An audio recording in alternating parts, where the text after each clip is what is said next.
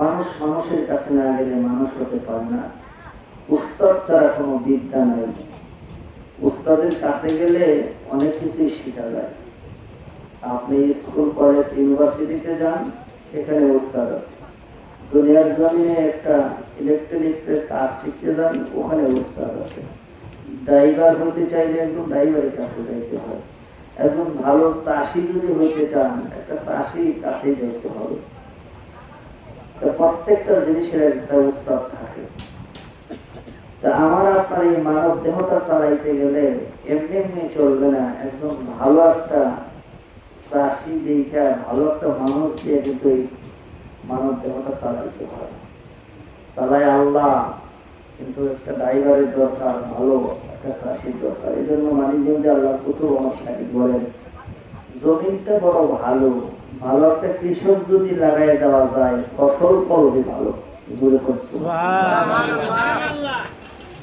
জমিনটা ভালো, কিন্তু কৃষকটা হয়তো ভালো হতে পারি নাই।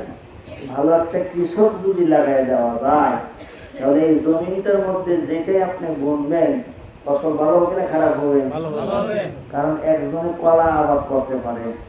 আমাদের ওই মধুপুর ওই দিকে এলাকায় ভালো ওই আনারস ফল যেটারে বলা হয়, এই ফল কিন্তু হয়। বিভিন্ন কিছু এরকম ভাবে মানুষ করে থাকে। তাহলে সেখানে কোন সময় বিষের প্রয়োজন, কোন সময় সারের প্রয়োজন, কখন কি দেওয়া লাগবে, এটা যে কৃষক ভালো সে কিন্তু দিতে পারে। সে বুঝে কখন কোনটা লাগবে, সেটা অভিজ্ঞতা হয়ে গেছে। কথা ঠিক না? এই মানব দেহে এই জমিনটা চাষ করতে গেলে, ভালো ফসল ফলাইতে গেলে, যিনি চাষ করতে জানে এমন একটা ব্যক্তির সাথে সুসম্পর্ক রাখার দরকার আছে না নাই? অবশ্যই রাখতে হবে। আর রাখার জন্যই আল্লাহ পাক কোরআনুল কারীমের মধ্যে বলছেন, কি বলছেন? আল্লাহ পাক বলেন, ইয়া আইয়ুহাল্লাযীনা আমানুত্তাকুল্লাহ, হে ঈমানদারেরা, বিশ্বাসীরা, ইত্তাকুল্লাহ, তোমরা আমি আল্লাহকে ভয় করো। কাকে ভয় করো? আল্লাহকে। ইত্তাকুল্লাহ, আল্লাহকে ভয় করতে হবে। ওয়াকুনু মা'আস সাদিকিন, সত্যবাদী সাদিক মানুষের সাথী হয়ে থাকো। জোরে বলুন সুবহানাল্লাহ। কথাটা কার? আল্লাহ। আল্লাহ পাক। আল্লাহ পাক বলেন, সত্যবাদী সাদিক মানুষ যদি পাও, এমন মানুষের সাথী তোমরা হয়ে থাকবা।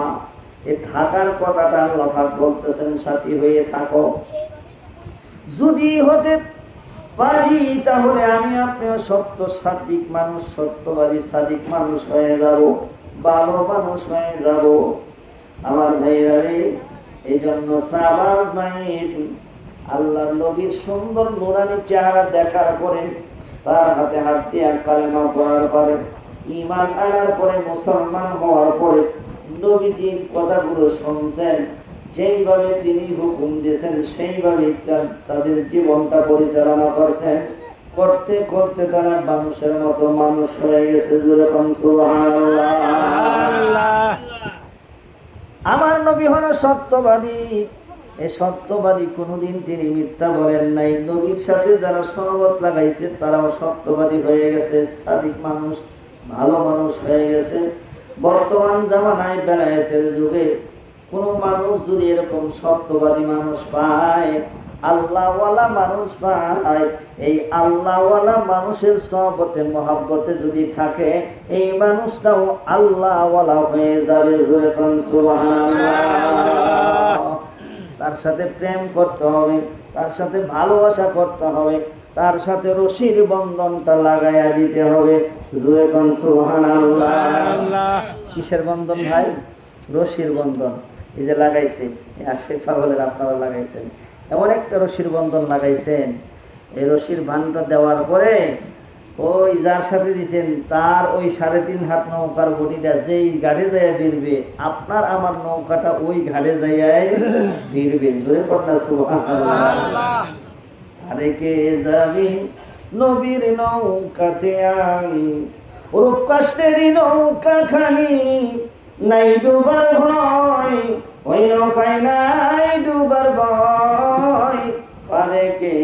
যাবি নবীর নৌকাতে আয়। ওপারে যদি যাইতে চান, পারে যদি যাইতে চান, নবীর নৌকাতে ওঠার দরকার আছে না নাই? নবীর তরিকার মধ্যে উঠতে হবে। তরিকা বুঝা যায় না, ইবাদত বন্দেগী সাধনা করলে ওই ইবাদতের মধ্যে স্বাদ পাওয়া যায়। যেরকম সুবহানাল্লাহ।